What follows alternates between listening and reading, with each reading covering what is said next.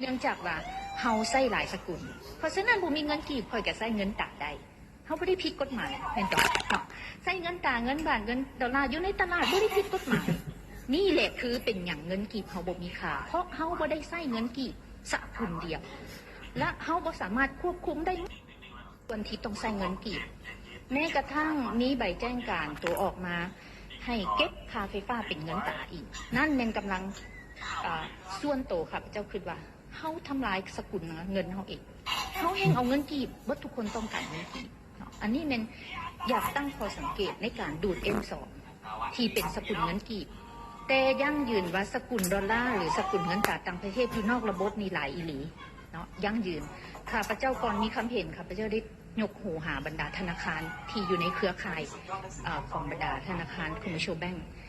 ข้าเจ้าก็บอกว่าเงินตาหลายอีหลีอยู่นอกระบบเฮาสิเฮ็ดวิธีใดดึงเข้ามา